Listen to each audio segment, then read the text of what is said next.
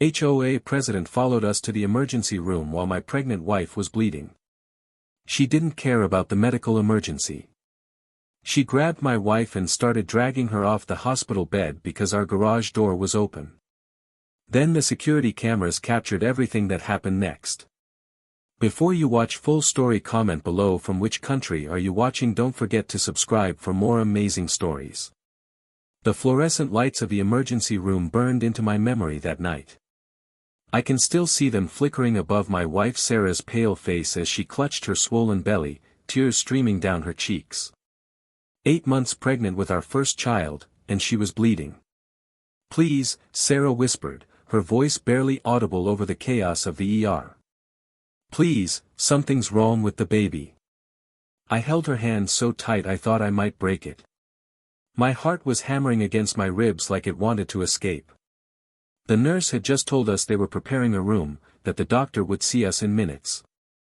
Minutes that felt like hours. Every second that passed felt like an eternity while I watched my wife's face grow paler, her breathing more shallow.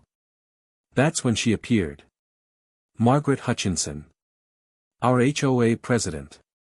But everyone in Riverside Meadows called her by another name, Karen. She stood 5'0", but her presence filled every space she entered like toxic gas.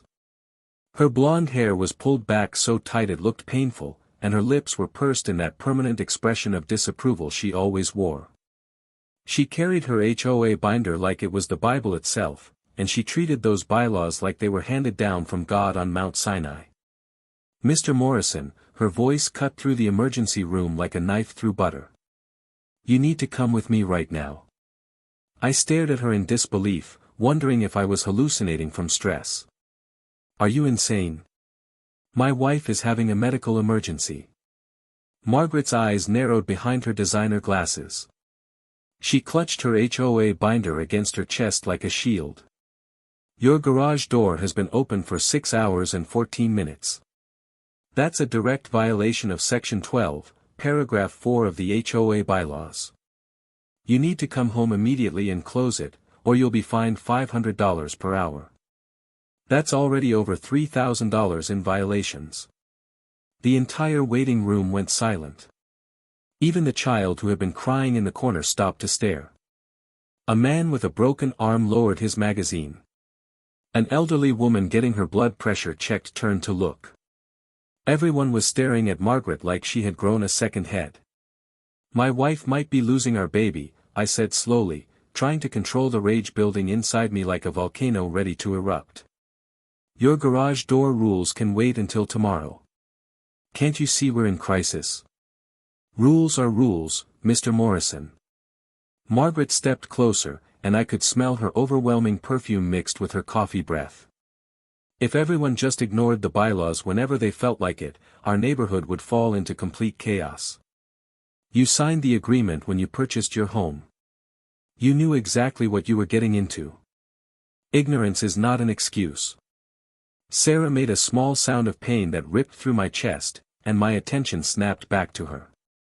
Her face had gone even paler, almost gray now, and she was gripping her stomach with both hands.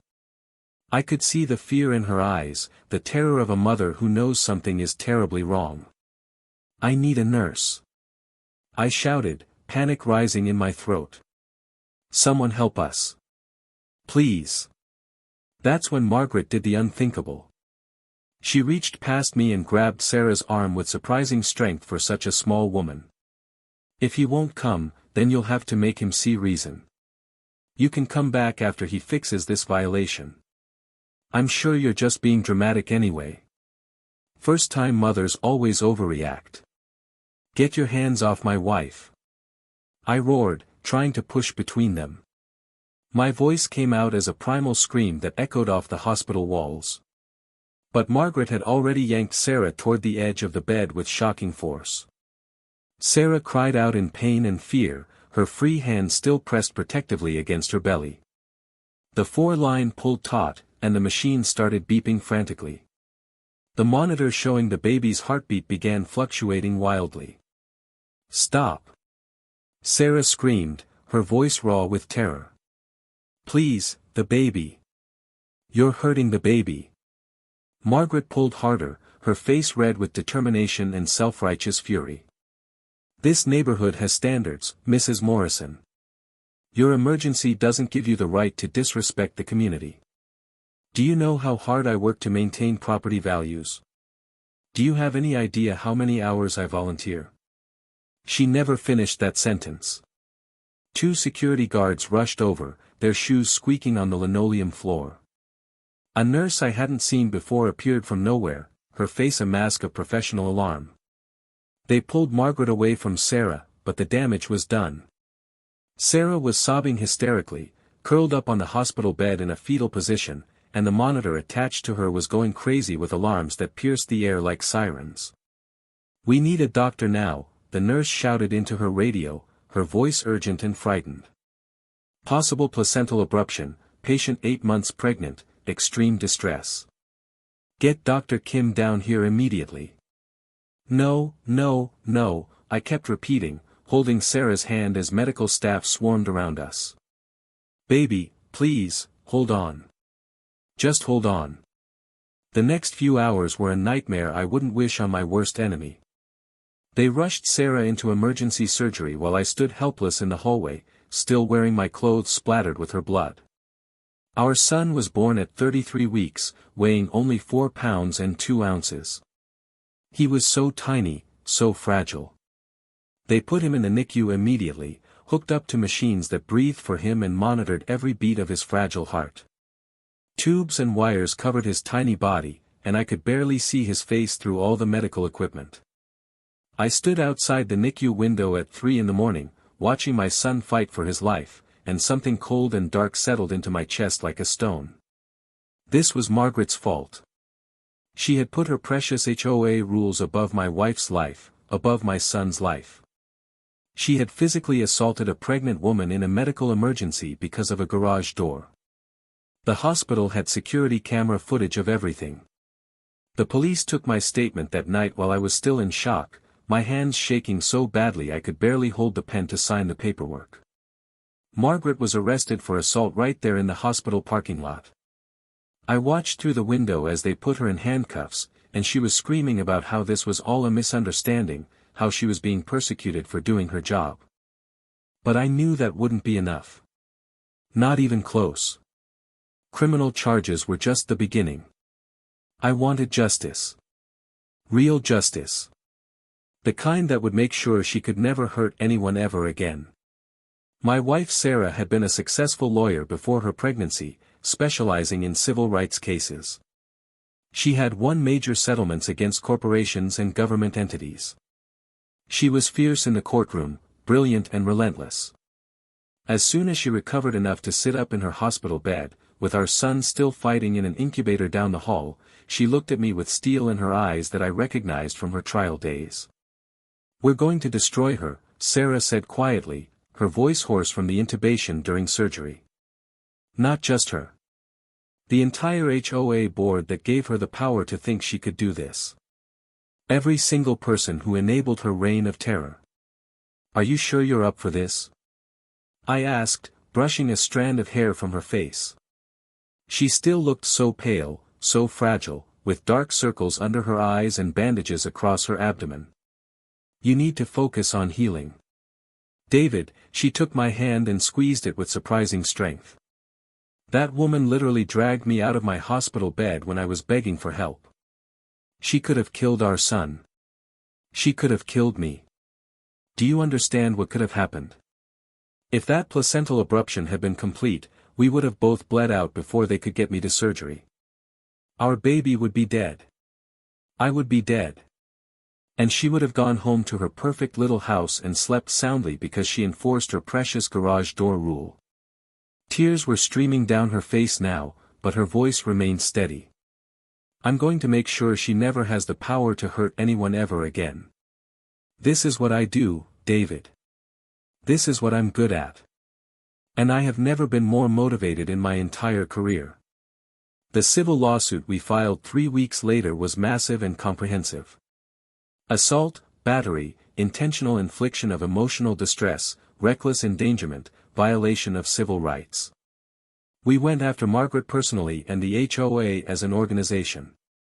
We demanded every email, every meeting record, every complaint Margaret had ever filed, every text message, every notation in her precious binder. What we found made my blood boil even hotter than before. Margaret had been terrorizing our neighborhood for 3 years. The documentation was extensive and disturbing. She had filed complaints against a family for having pink flowers instead of red ones, insisting the color scheme violated the aesthetic standards.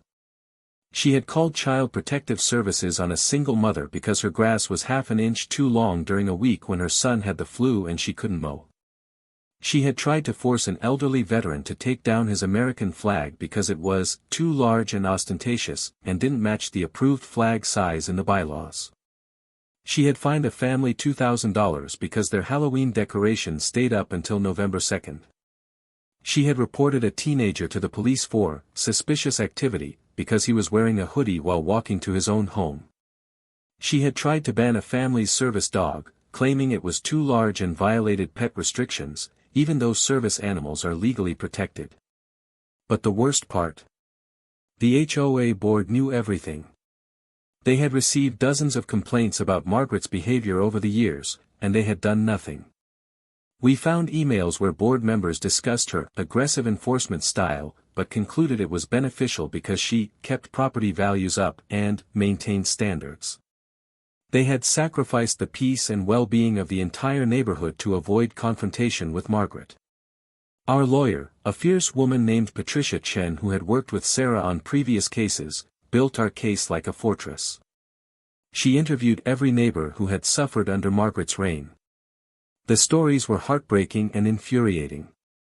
One elderly man broke down crying as he described how Margaret had him fined for having a memorial bench for his late wife in his front yard.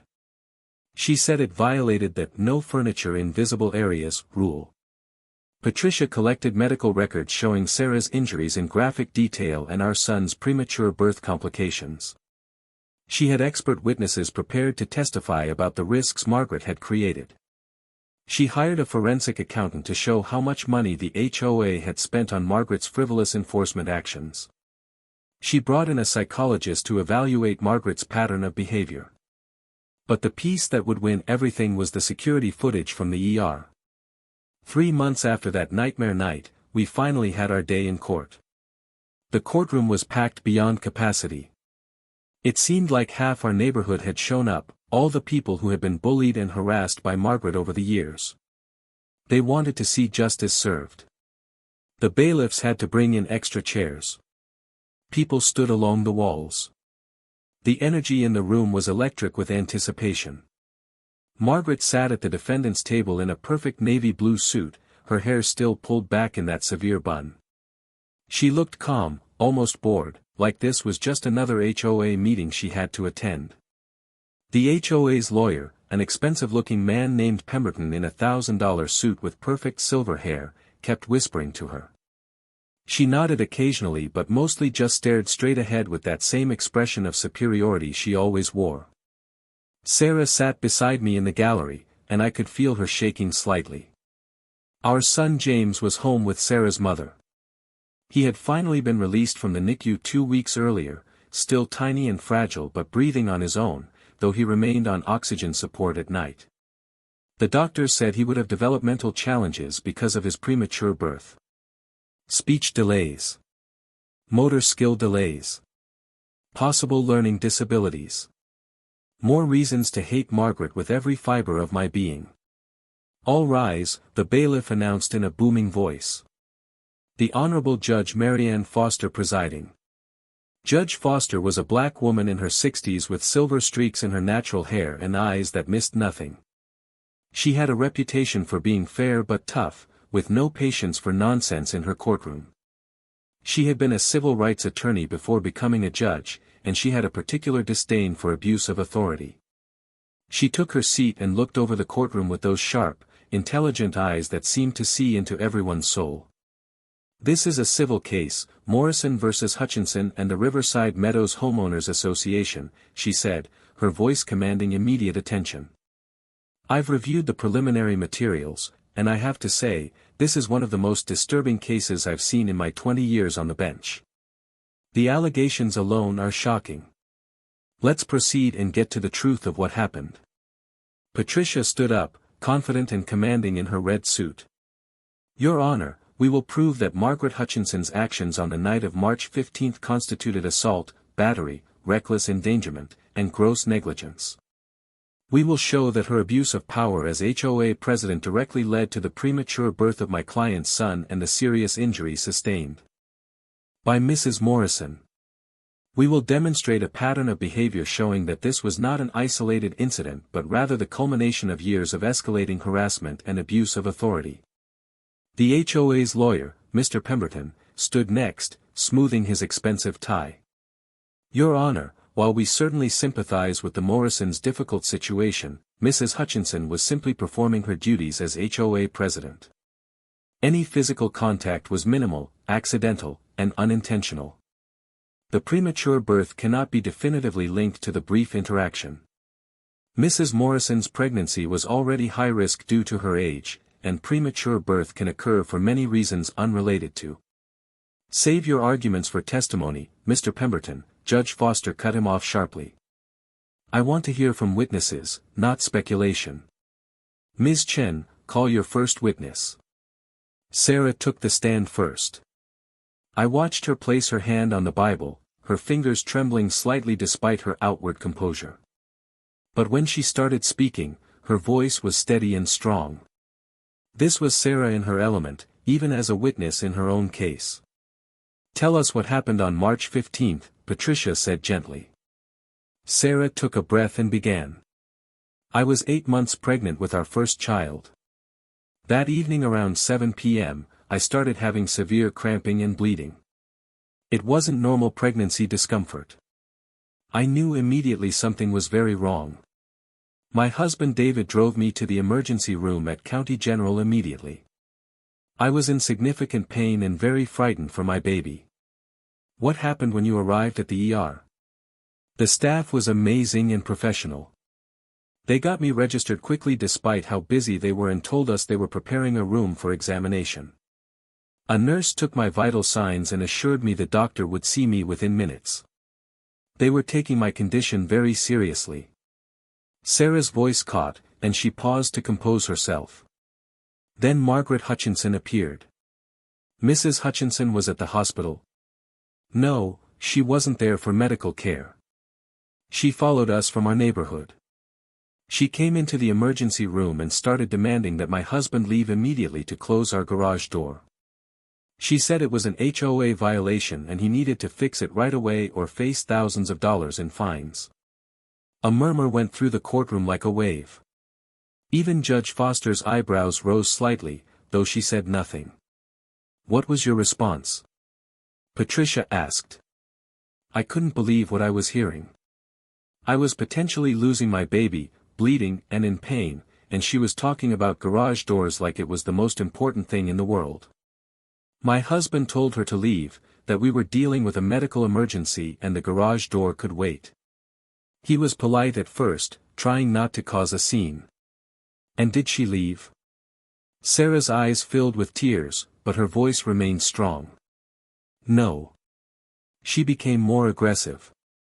She started raising her voice, saying rules were rules and emergencies didn't excuse violations. Then she grabbed my arm. Sarah's hand moved unconsciously to touch the spot on her arm.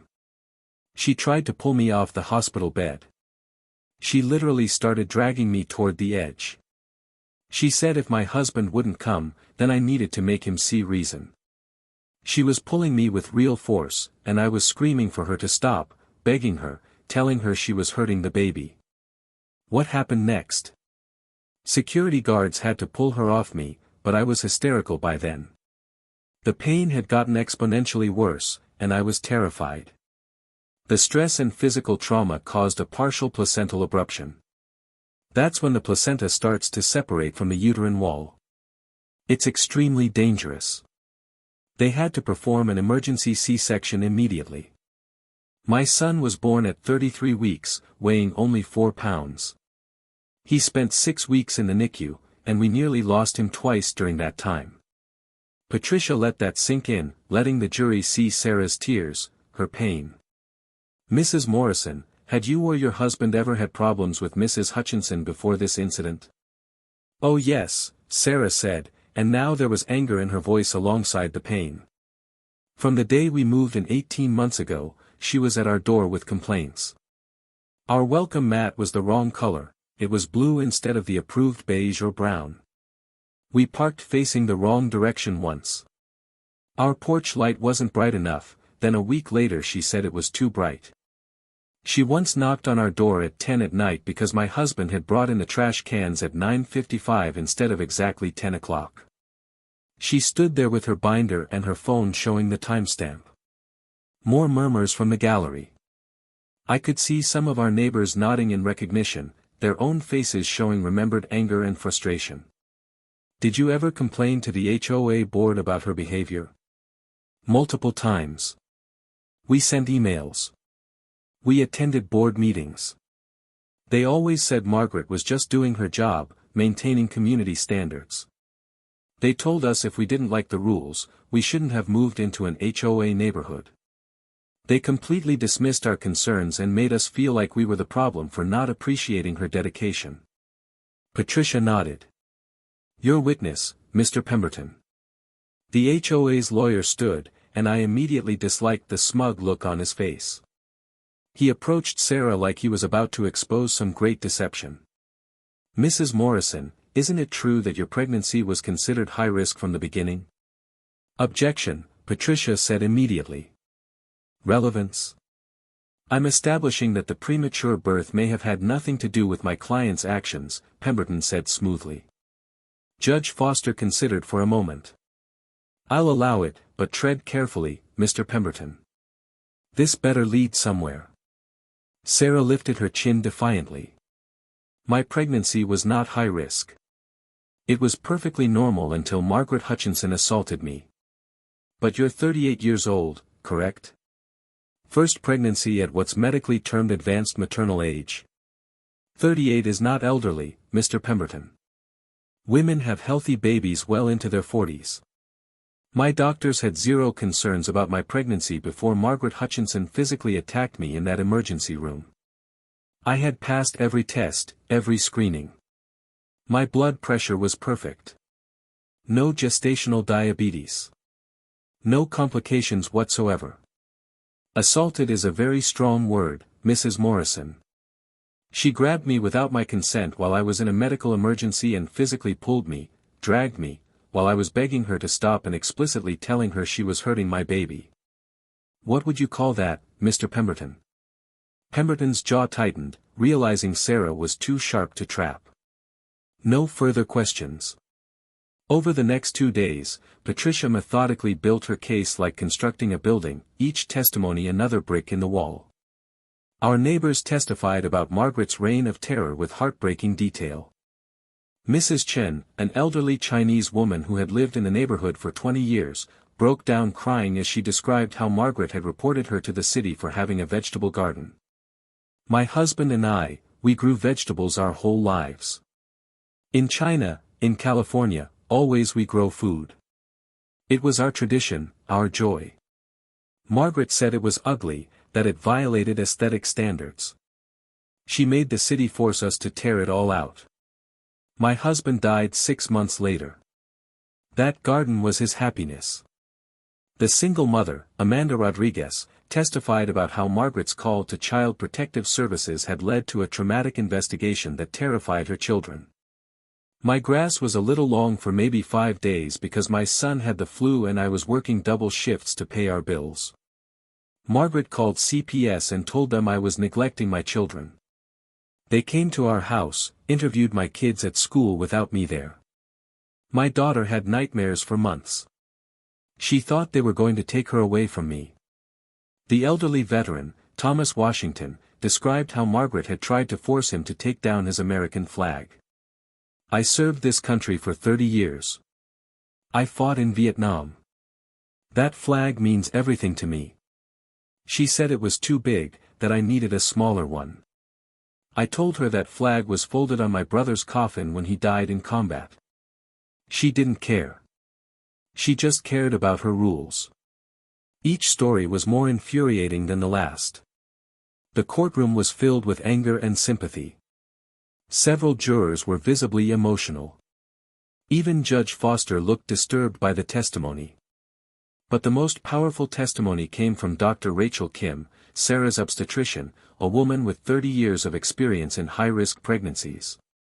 In my medical opinion, Dr. Kim stated clearly, looking directly at the jury, the stress and physical trauma Mrs. Morrison experienced that night directly caused the placental abruption that led to the premature birth. I have reviewed the medical records extensively. Mrs. Morrison was stable and healthy when she arrived at the hospital. The security footage shows Mrs. Hutchinson pulling on Mrs. Morrison's arm with significant force while Mrs. Morrison was in visible distress. The timing is undeniable. Within minutes of this physical altercation, Mrs. Morrison's condition deteriorated rapidly. This was not coincidence. Could this have resulted in the death of mother or child? Patricia asked. Dr. Kim's face was grave. Absolutely.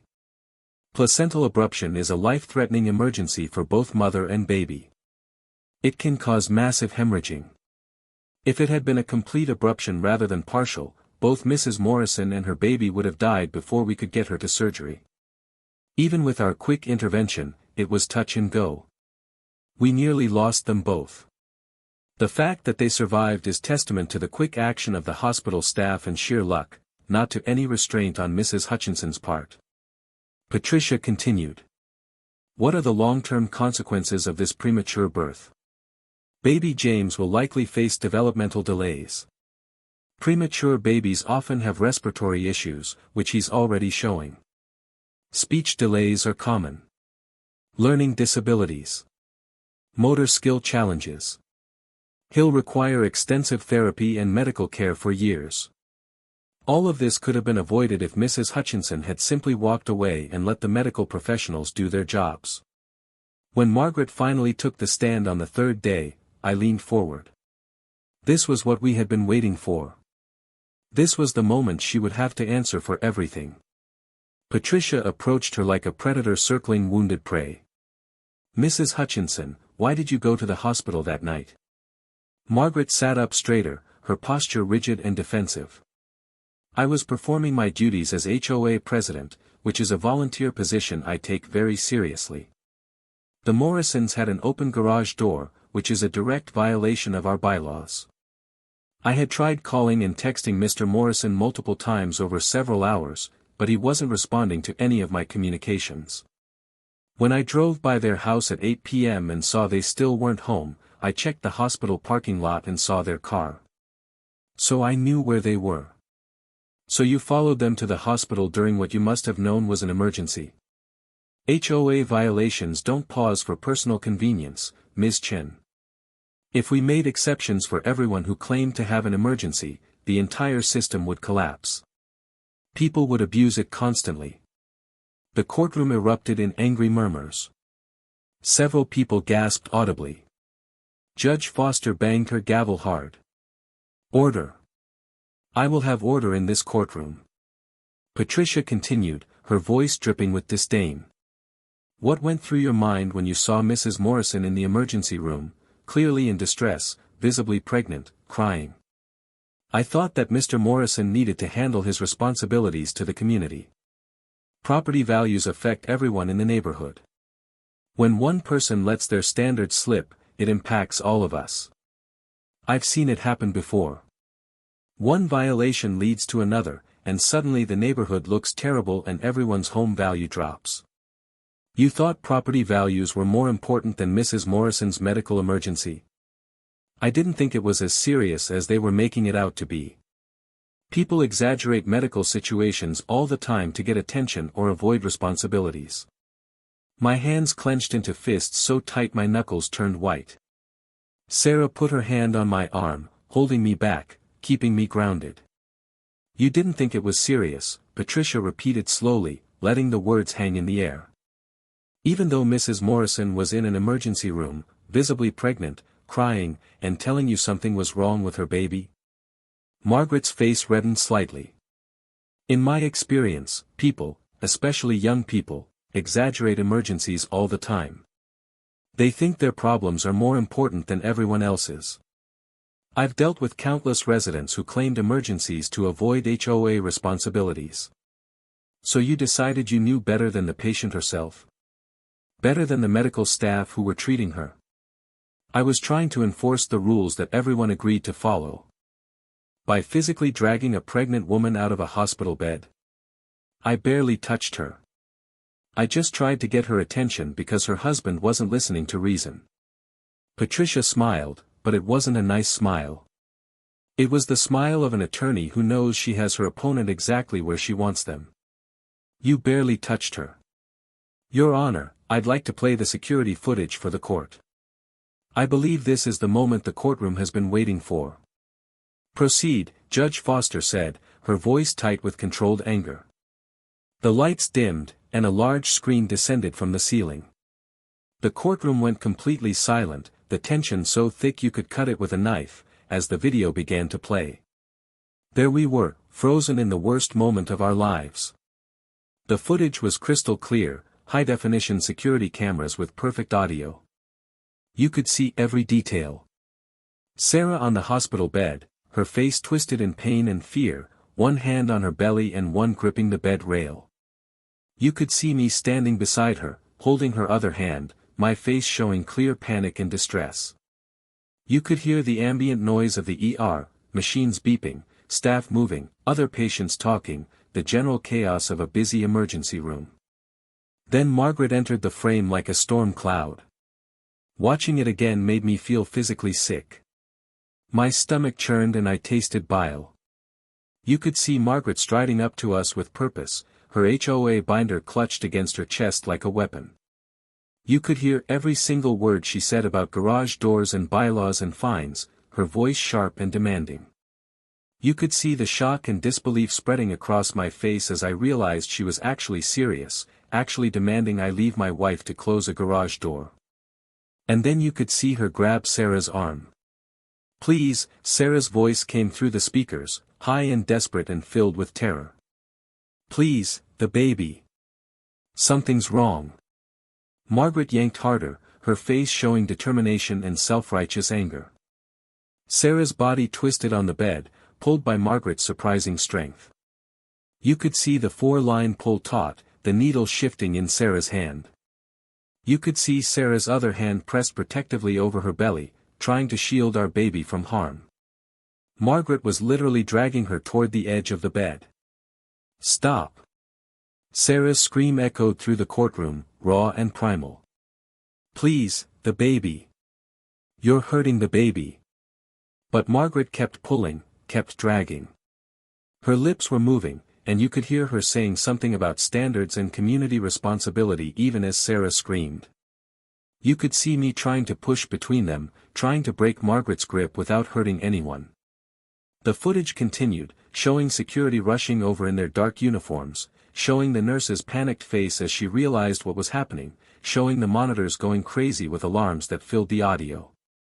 It showed Sarah curled up on the bed sobbing hysterically, her whole body shaking, while Margaret stood there arguing with security about HOA violations and how she was just doing her job and they had no right to touch her. The video showed the medical staff swarming around Sarah, showed the doctor running in, showed them rushing her away on the bed while I ran alongside holding her hand. And it showed Margaret still standing there, still clutching her binder, looking indignant and wronged. When the video ended and the lights came up, the courtroom exploded. People were crying openly. Jurors looked horrified. One woman in the gallery shouted, "Monster," before the bailiff quieted her. Several jurors had tears streaming down their faces. The jury foreman looked at Margaret with undisguised disgust and rage. Even Pemberton, Margaret's expensive lawyer, looked pale and shaken. He whispered something urgent to Margaret, who shook her head stubbornly. Judge Foster looked at Margaret with an expression of pure, undiluted disgust. "Mrs. Hutchinson, do you still maintain that you barely touched Mrs. Morrison?" Margaret's face had gone pale, but she lifted her chin defiantly, still clinging to her self-righteousness like a life raft. The video doesn't show the full context. It doesn't show all the times the Morrisons violated rules. It doesn't show how I've dedicated 3 years of my life to that neighborhood without any appreciation. It shows everything that matters, Judge Foster said coldly, her voice cutting like a blade. It shows a woman in obvious medical distress being physically assaulted, being dragged, while begging for mercy. It shows you prioritizing a garage door over human life. It shows you continuing to argue about bylaws while a woman was being rushed to emergency surgery. Mrs. Hutchinson, I have presided over thousands of cases in my career, and I have rarely seen such callous disregard for human life. Your Honor, I object, Pemberton started desperately. Overruled. Sit down, Mr. Pemberton, before I hold you in contempt for wasting this court's time. Judge Foster turned back to Margaret. Mrs. Hutchinson, in my courtroom, I have seen many things. I have seen criminals, liars, and people who have done truly terrible things. But I have rarely seen someone show such absolute callous disregard for human life in pursuit of something so completely, utterly trivial. You traumatized a pregnant woman. You endangered her life and her baby's life. And for what? A garage door, homeowners association rules. Margaret opened her mouth, but Judge Foster held up her hand. I'm not finished. The video doesn't lie. We have all seen you grab a pregnant woman who was in medical distress and physically attempt to remove her, to drag her, from emergency care. We have heard her begging you repeatedly to stop. We have seen you continue despite her clear distress, despite her screams, despite medical staff trying to help her. There is absolutely no interpretation of those facts that makes your actions anything less than assault, battery, and reckless endangerment. None.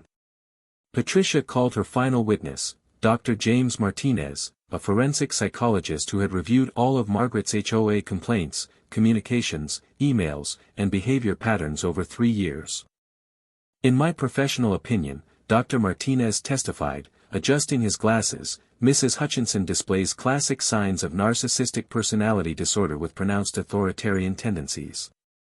She shows a complete lack of empathy for others, an obsessive need for control over her environment, and an inability to recognize appropriate social boundaries. The pattern of her behavior over 3 years shows clear escalation from minor complaints to increasingly aggressive enforcement tactics. The incident with Mrs. Morrison was not an isolated event or a momentary lapse in judgment. It was the predictable culmination of increasingly dangerous behavior that went unchecked by any oversight. The closing arguments were powerful and emotional. Patricia painted a devastating picture of a woman drunk on petty power, who had terrorized an entire neighborhood for years and finally crossed the line from harassment into violence. She demanded full compensation for medical expenses, which had exceeded $200,000 for the premature birth and NICU stay. She demanded compensation for pain and suffering, for Sarah's permanent physical scars and ongoing trauma. And she demanded punitive damages large enough to send a message that this behavior would never be tolerated. Pemberton tried his best to argue that Margaret had made an error in judgment but hadn't intended any harm, that she was simply overzealous in her duties. But the jury's faces showed clearly that they weren't buying it for a second. They had seen the video. They had heard the testimony. They knew exactly what Margaret was. Judge Foster charged the jury with their instructions and sent them to deliberate. We waited in the hallway outside the courtroom, Sarah leaning against me, both of us exhausted from 3 days of reliving our worst nightmare. The jury returned in less than 3 hours. Has the jury reached a verdict? Judge Foster asked. The jury foreman stood, her face showing righteous anger. We have, Your Honor.